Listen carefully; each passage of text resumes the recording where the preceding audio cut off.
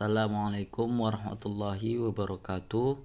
Perkenalkan, saya Zuhri Fikri dengan NPM 2009010129, kelas C1 Sistem Informasi. Baiklah, dalam video ini saya akan menjawab pertanyaan soal UAS Arsitektur Sistem dan Teknologi. Untuk soal yang pertama yaitu A. Jelaskan mengapa sebuah perusahaan membutuhkan arsitektur enterprise.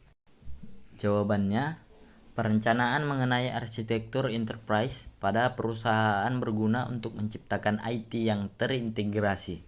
Dengan adanya arsitektur enterprise, maka dapat membantu perusahaan untuk memiliki rencana pembangunan sistem informasi di perusahaan di masa yang akan datang. Dan untuk soal yang B, yaitu apakah arsitektur enterprise dapat diterapkan pada semua jenis perusahaan? Jelaskan alasannya. Dan jawabannya, enterprise arsitektur dapat diterapkan pada semua jenis perusahaan. Karena dalam menerapkan enterprise arsitektur melibatkan elemen inti, program manajemen, dan metode dokumentasi berbasis kerangka, yang dimana pada dasarnya ketiga hal tersebut ada pada semua jenis perusahaan. Selanjutnya pertanyaan nomor 2 yaitu presentasikan jurnal yang direview pada pertemuan 10. Dan di sini saya akan menjelaskan hasil review jurnal yang saya temukan yang berjudul Perancangan Arsitektur Enterprise Perguruan Tinggi menggunakan TOGAF ADM, yaitu studi kasus STP Shahid Jakarta, dengan penulis Sefrika Entas. Tujuan penelitian menggunakan TOGAF untuk membuat usulan perencanaan strategis sistem informasi dalam rangka menyelaraskan visi dan misi serta mendukung rencana strategis organisasi. Metode penelitian. Dalam melakukan pemodelan arsitektur ini, proses penelitian yang dilakukan penulis melalui beberapa tahapan. Adapun yang ditempuh dalam mengembangkan pemodelan arsitektur enterprise pada sistem informasi yang dapat mendukung aktivitas di STP Shahid Jakarta, penulis melakukan beberapa tahapan yang secara garis besar sebagai berikut. Yang pertama, studi pustaka. Yang kedua, pengumpulan data dengan cara observasi, kuesioner, dan wawancara. Dan yang ketiga, pemodelan TOGAF. Hasil pemodelan TOGAF ada 5, yaitu preliminary phase, arsitektur vision, business arsitektur, information system arsitektur, dan teknologi arsitektur. Yang keempat, hasil pemodelan dan analisa. Dan yang kelima, cetak biru arsitektur. Hasil penelitian. A. Value chain STP Shahid Jakarta.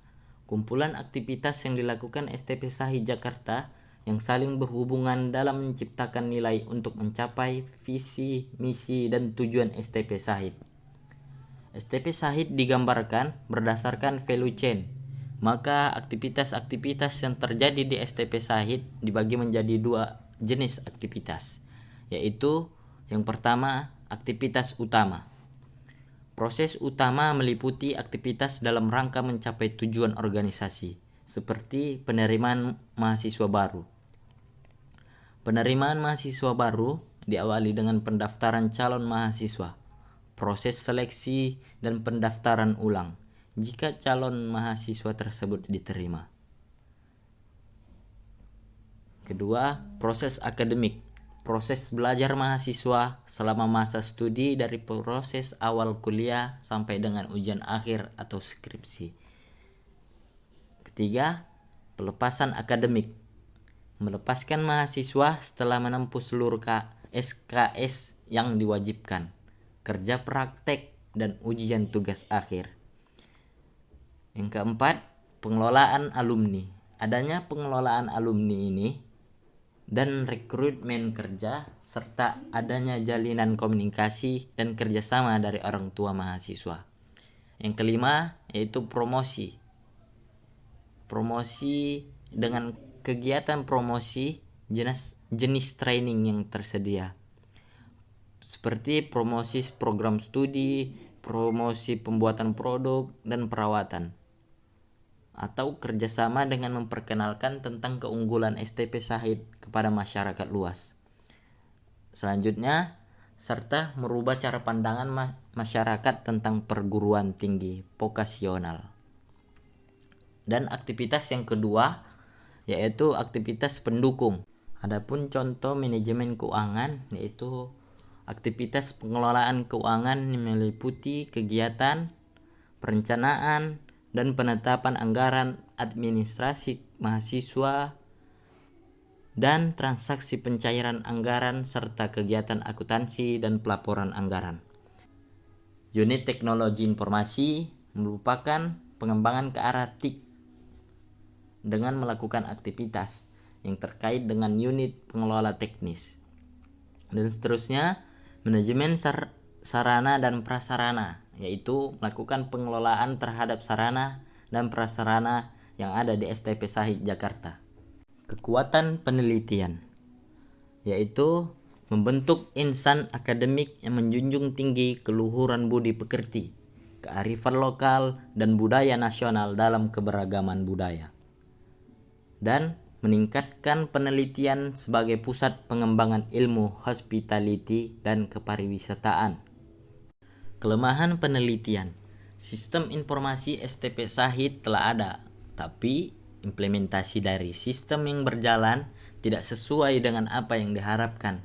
Sistem informasi akademik kampus selama ini belum maksimal digunakan oleh stakeholder, seperti sistem penerimaan mahasiswa yang masih manual dan dalam hal transaksi akademik tidak dapat melihat nilai atau KRS dan KHS online. Akibatnya, informasi untuk mahasiswa dalam hal akademik dan kemahasiswaan terlambat. Adapun kesimpulan yaitu dengan model rancangan arsitektur enterprise yang digunakan sepenuhnya mengadopsi pada penerapan TOGAF ADM sebagai salah satu metode yang bisa digunakan untuk melakukan perancangan arsitektur enterprise. Setiap tahapan pada TOGAF ADM dapat dilakukan secara benar apabila proses bisnis yang ada di dalam organisasi benar-benar harus dipahami dan mampu diidentifikasi secara lengkap dan benar. Pemodelan arsitektur enterprise ini memberikan panduan dalam membuat cetak biru untuk pengembangan SIA untuk data, aplikasi, bisnis, dan teknologi. Baiklah, cukup sekian yang saya sampaikan. Kurang lebihnya saya mohon maaf. Wabillahi taufik wal hidayah. Wassalamualaikum warahmatullahi wabarakatuh.